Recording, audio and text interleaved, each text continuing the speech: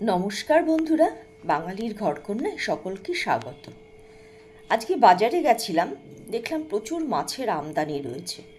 খুব সুন্দর সুন্দর পুঁটি মাছ দেখতে পেলাম, সেটা নিয়ে আসলাম। সেটা দিয়েই আজকে তৈরি করব একদম নতুন ধরনের রেসিপি।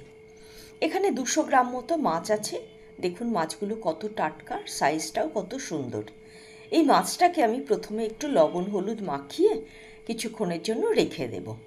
দিয়ে দিলাম সামান্য পরিমাণে লবণ, আর এর সঙ্গে দেব সামান্য পরিমাণে হলুদ।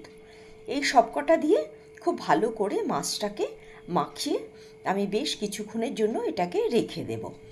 আপনারা এই মাছ অন্যভাবেও রান্না করতে পারেন, অর্থাৎ মাছের ঝোল বলুন, ঝাল বলুন। আমি এখানে রসা করব, সেই জন্য নিয়ে নিয়েছি একটা আলু। আলুটাকে আগে প্রথমে খুব ভালো করে ছাড়িয়ে নিচ্ছি, তারপরে এটাকে পাতলা পাতলা করে কেটে নেব। একদম সামান্য পরিমাণে সবজি দিয়ে আমি এটাকে রান্না করব। মা ছোটোবেলায় বলতেন মাছের এই ছোট ছোট মাছগুলো খাওয়া নাকি চোখের পক্ষে ভীষণ উপকারী।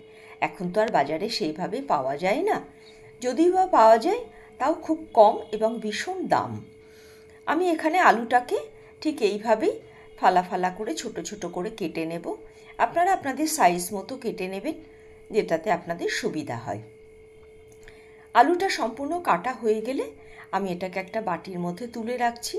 এবার নিয়ে নেব বেগুন। সামান্য পরিমাণে বেগুন আমি নেব, অর্থাৎ হাফ বেগুন আমার এখানে লাগবে। আমি হাফ বেগুনটাকেও ঠিক ওই আলুর মতো করেই ওইভাবেই কেটে নেব। হয়ে গেছে বেগুনটাও কেটে নেওয়া। এবার এটাকেও আমি তুলে রাখবো। এবার চলুন এর জন্য একটা মশলা বানিয়ে নিই। আমি এখানে নিয়ে নিচ্ছি সামান্য পরিমাণে সর্ষে। এখানে সাদা কালো মেশানো সর্ষে আছে, আর তার সঙ্গে দিয়ে দেব সামান্য পরিমাণে তিল। তিল শরীরের পক্ষে ভীষণ উপকারী। আপনারা পারলে যে কোনো রান্নাতে একটু তিলটাকে ব্যবহার করবেন। এবার শুকনো আগে ঘুরিয়ে নেব। শুকনো ঘোরানো হয়ে গেলে তারপরে এর মধ্যে মিশিয়ে দেব বেশ কিছু কাঁচা লঙ্কা। রান্নাটা আমি কাঁচা লঙ্কাতেই করছি, ঝালটা আপনারা আপনাদের মতো করেই দেবেন। আপনারা চাইলে এটাকে শুকনো লঙ্কা দিয়েও করতে পারেন, তবে শুকনো লঙ্কাটা বেশি না খাওয়াই ভালো, কাঁচা লঙ্কাটা শরীরের পক্ষে বেশি ভালো। এবার সামান্য পরিমাণে জল দিয়ে এটাকে আমি একটা স্মুথ পেস্ট বানিয়ে নেব। খুব বেশি জল দেব না, সামান্য পরিমাণে জল দেব, দিয়ে এটাকে আর একবার ঘুরিয়ে নেব। এবার চলুন মাছগুলোকে ভেজে নেওয়া যাক। মাছগুলো আমি কড়াই চাপিয়ে দিয়েছি, কড়াই তার মধ্যে দিয়ে দিয়েছি সামান্য পরিমাণে তেল, আর তেলটা গরম হলে মাছগুলোকে এর মধ্যে দিয়ে ভালো করে ভেজে নেব। উল্টে পাল্টে একটু কড়া করে ভেজে নেব। দেখুন মাছগুলো ভাজা হয়ে গেছে এক পিঠটা, এবার আর এক পিঠটাকে উল্টে দিচ্ছি। ঠিক এইভাবেই সব কটা মাছকে আমি ভেজে নেব। আপনারা এই রান্নাটা অন্য চুনো মাছ দিয়েও করতে পারেন, অর্থাৎ মোরলা মাছ বলুন বা ট্যাংরা মাছ বলুন, এটা দিয়েও করতে পারেন, তাতেও কিন্তু খুব ভালো স্বাদ আসবে। এবার আমি আবার কড়াইয়ের মধ্যে তেল দিয়ে বেশ কিছুটা আলু ভেজে নিচ্ছি, অর্থাৎ যেটুকুনি কেটে রেখেছিলাম সেই আলুটাকে ভালো করে ভেজে নেব। এটাকে উল্টে পাল্টে আমি দুপিঠটা ভালো করে ভেজে নেব। আলুটা ভাজা হয়ে গেলে এটাকে তুলে রাখবো। আলুটা লাল করে ভাজবো না, হালকা কালার আসলে আমি আলুটা তুলে নেব। এবার এই তেলের মধ্যে দিয়ে দিচ্ছি বেগুন। বেগুনগুলো ভাজার সময় অবশ্যই ঢাকা দিয়ে ভাজবেন, তাহলে কিন্তু বেগুন তেলটা কম শুষে নেবে। আর যদি খোলাভাবে ভাজেন তাহলে কিন্তু পুরো তেলটাই বেগুন শুষে নেবে। আমি এবার ঢাকা দিয়ে দেব, দিয়ে এটাকে মিনিট দুয়েকের জন্য রাখবো।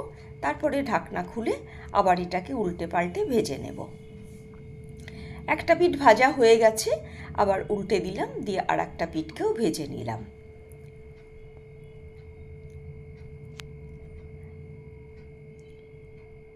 এটাকেও হালকা কালার করে ভেজে নেব, খুব কড়া করে ভাজবো না। এবার আবার একটু ঢাকা দিয়ে দিলাম, যাতে অন্য দিকটাও ভাজা হয়ে যায়। এবার দেখুন ঢাকা খুলে দেখছি দুদিকটাই সুন্দর ভাজা হয়ে গেছে। তেলটাও কিন্তু আমার খুব একটা শুষে নেয়নি। আমি এই তেলেই বাকি রান্নাটা সেরে নেব। এবার এর মধ্যে দিয়ে দিচ্ছি যে পেস্টটা করে রেখেছিলাম, অর্থাৎ সর্ষে, তেল আর কাঁচা লঙ্কা, সেইটা দিয়ে দিলাম, আর একটুখানি সামান্য জল এর মধ্যে দিয়ে দিলাম। এবার মশলাটাকে খুব ভালো করে কষিয়ে নিতে হবে। এর মধ্যে দিয়ে দিলাম স্বাদ অনুযায়ী লবণ আর সামান্য পরিমাণে হলুদ। মশলা যত কষাবেন তত কিন্তু রান্নার স্বাদটা বাড়বে। এবার লবণ আর হলুদটা ভালো করে এই সর্ষে তিলের সঙ্গে মাখিয়ে নিলাম। এবার সম্পূর্ণ যখন এরকম কষানো হয়ে যাবে তখন আপনি জানবেন মশলাটা কষানো হয়ে গেছে, কাঁচা গন্ধটা চলে গেছে। এবার এর মধ্যে দিয়ে দিতে হবে পরিমাণ মতো জল। পরিমাণ মতো জল দিয়ে ভালো করে মশলাটা জলের সঙ্গে মিশিয়ে নিয়ে তার মধ্যে দিয়ে দিলাম আলুটা। যেহেতু আলুটা সিদ্ধ হতে একটু সময় নেয়, সেই জন্য প্রথমে আলুটা দিয়ে ঢাকা দিয়ে 2-3 মিনিট রান্না করে নেব। আলুটা যখন 70% সিদ্ধ হয়ে যাবে তখন ঢাকনাটা খুলে আমি এর মধ্যে দিয়ে দেব 2-3টে কাঁচা লঙ্কা, একটু ফাটিয়ে নেব। কাঁচা লঙ্কা বেশি দেব না, কারণ আমি সর্ষের সঙ্গেও কাঁচা লঙ্কা বেটেছি, এটা শুধু একটু স্বাদটা বাড়ানোর জন্য দেওয়া। এবার দেখুন ঝোলটা অনেকটাই কমে গেছে। এবার আমি এর মধ্যে মিশিয়ে দিচ্ছি ভেজে রাখা বেগুনগুলো আর মাছগুলো।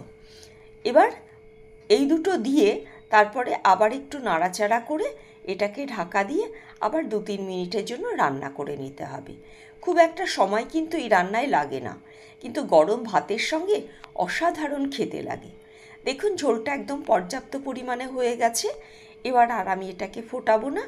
এবার আমি এটাকে গ্যাস অফ করে মিনিট 5-এর জন্য রেস্টে রেখে দেব।